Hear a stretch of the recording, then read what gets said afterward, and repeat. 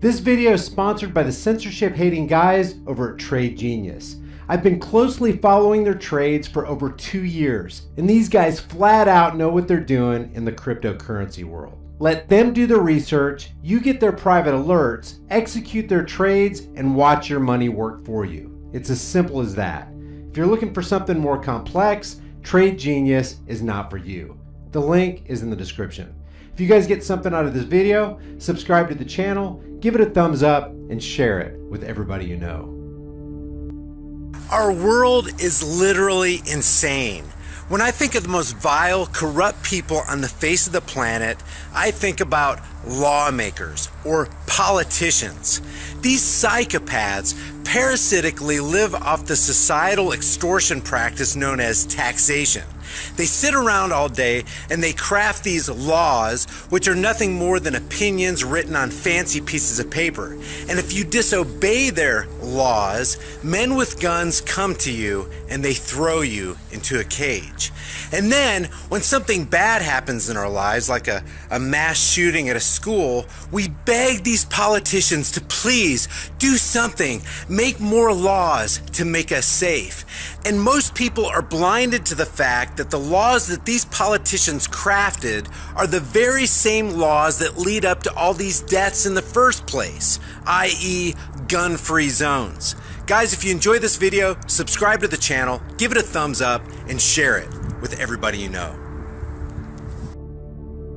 Another senseless shooting, this time at a high school in Parkland, Florida, where a gunman, a former student, opened fire yesterday again. I guess I still don't understand why we need to have AR-15s.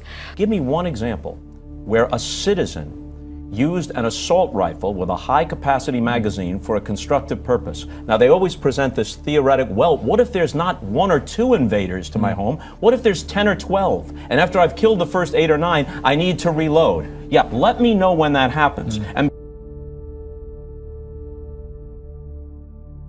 a 15-year-old at home with his 12-year-old sister when burglars try to break in. That's when investigators say the boy grabbed his dad's assault rifle. The boy grabbed his dad's assault rifle and started shooting, and he hit one of the men repeatedly. This all unfolded this afternoon in the 2600 block of Royal Place Court. A young boy was protecting his sister. You know, he was in fear for his life and for his sister's life. The brother grabbed his father's assault rifle and knew what to do with it. His dad is a Precinct 1 deputy constable. We don't try to hide things from our children in law enforcement. The children were not hurt. The home invaders fled, leaving a trail of blood. I guess I still don't understand why we need to have AR-15s. This is video from a surveillance system overlooking the driveway of the victim's home. You can see the suspects pull up in their car. One of the would-be home invaders fires a shot as he runs into the garage. Within seconds, several more shots ring out. Investigators say these came from the man inside the house. Look closely. Shards of glass fly as bullets hit the front windshield. This is one of the 2 cameras that caught this crime on tape. Once the homeowner started shooting back, the suspects scattered. 3 ran that way. The final one jumped back into the car and sped away. You can see in the driveway some of the black rubber still left behind. So for those who are saying, you know, thoughts and prayers, and this is not the time to talk about guns. This is the time to talk about guns. What has been so striking here in Parkland is the response from some of the students, from some of the survivors who are now speaking out in hopes of change. We can't ignore the issues of gun control that this tragedy raises, and so I'm asking, no, demanding we take action now. Why? Because at the end of the day, the students at my school felt one shared experience, that our politicians had abandoned us by failing to keep assault weapons out of our school. And the way people talk about politicians and lift them up on this ridiculously high pedestal, you'd think that they're the cream of the crop, the top tier of human evolution, the all-wise, highly moral champions who have the godlike ability to lift us all out of our poverty or make us well when we're sick by providing health care, or perform as some sort of almighty, all-holy savior who will magically come to our aid when we or our children are in peril. And they're perceived to be so powerful, in fact, that they can do all this with the stroke of a pen applied to a fancy piece of paper. This fancy paper with the signatures of the politicians is then blessed by the priests of the state, and that mystical parchment is carried through the holy incantation of the religious legislative process and deemed a law that everyone must now follow or risk being punished by the enforcers of the state for disobedience. That's the fantasy world everybody who's calling for politicians to do something to keep the rest of us safe lives in. Do something now, not later. Now, children are being murdered. Do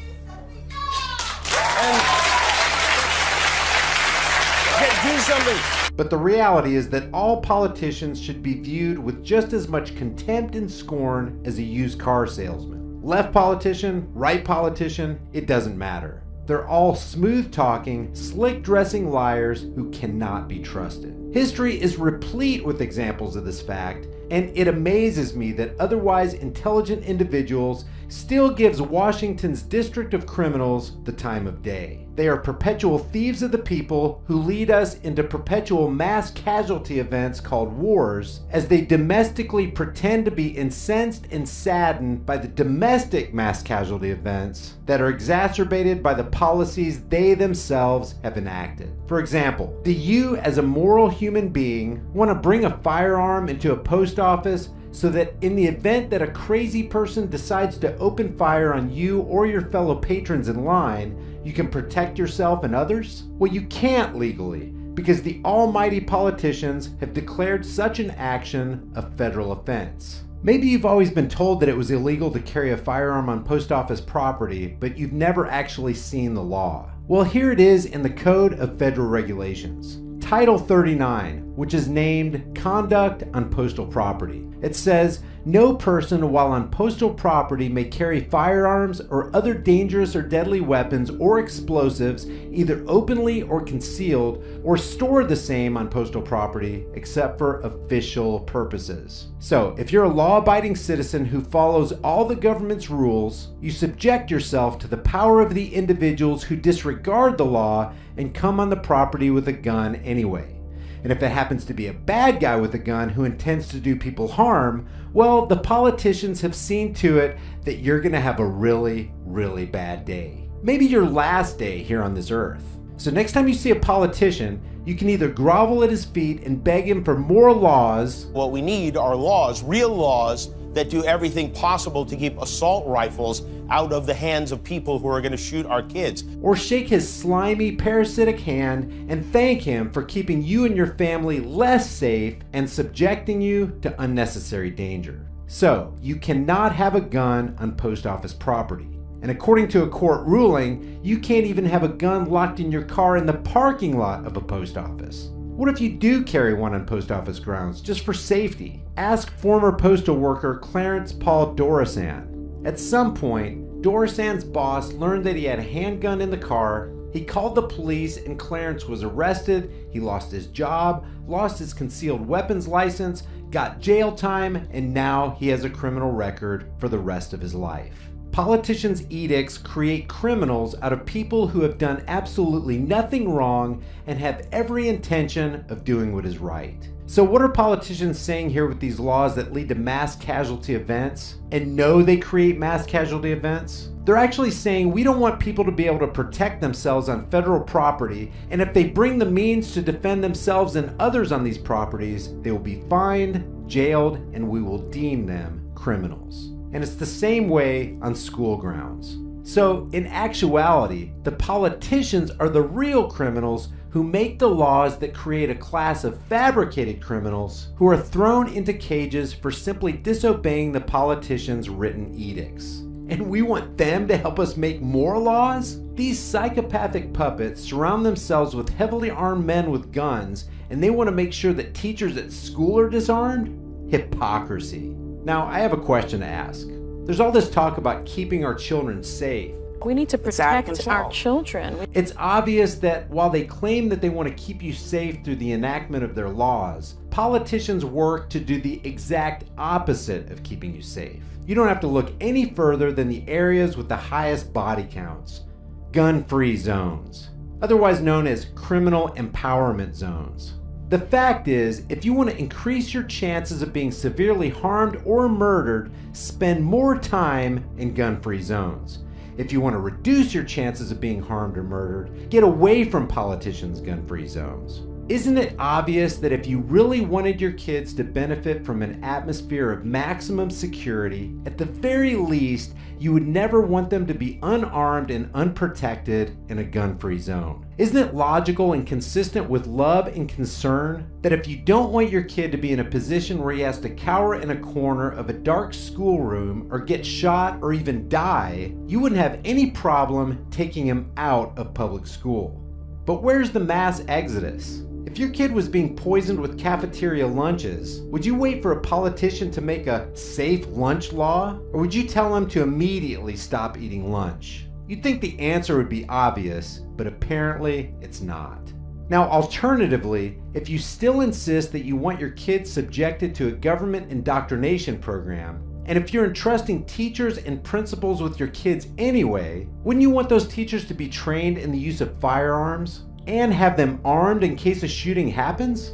Can you think of anything safer at that moment than being protected by a teacher who has a gun and knows how to use it? Because let's be honest, you who want to keep your kids in gun-free slaughter zones set up by crooked politicians, while you cry out to those same crooked politicians to save you, are insisting that those politicians who have already created the laws that are currently bringing tragedy into your lives make more dangerous laws for the rest of us. From a purely objective viewpoint, politicians are criminals and should rightly be viewed as the villains of society. There are always going to be evil people doing evil things. No law will ever be able to stop evil from happening, and in fact, laws magnify the evil that real criminals commit. So I have a couple workable solutions to this school shooting problem. Number one, arrest politicians and hold them financially accountable if they try to create laws that would keep an individual from protecting himself whenever and wherever he wants. Number two, if you're going to keep your kids in public school, dissolve all gun-free criminal empowerment zones and turn them into gun-saturated good guy empowerment zones. Number three, train your teachers and kids to defend and rely on themselves for self-defense, not on some after-the-fact government agency that comes in later and takes pictures of all the dead bodies. And number four, have heavily armed teachers who can instantly meet deadly force with deadly force should the need arise. Then, instead of mourning the death of a sacrificial teacher hero who threw his body in front of students to shield them from gunfire, they can celebrate the life of a warrior teacher hero who accurately fired a couple well-placed center mass rounds into the chest of a coward who doesn't deserve to live long enough to see the inside of a taxpayer-funded prison cell.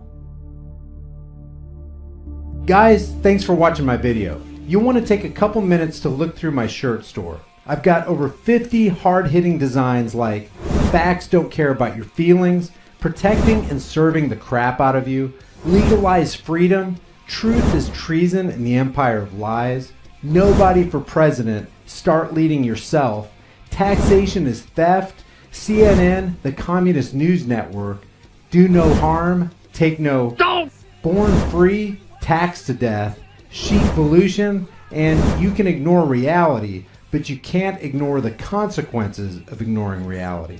There are way more designs, and I'm adding new ones every week, so check back often. The purpose of these shirts is to interrupt regularly scheduled life with a thought-provoking, hard-hitting nugget of truth. Your purchase keeps content flowing on my demonetized, YouTube-censored, advertiser-unfriendly channel. Thank you guys for watching, and I'll see you in the next video.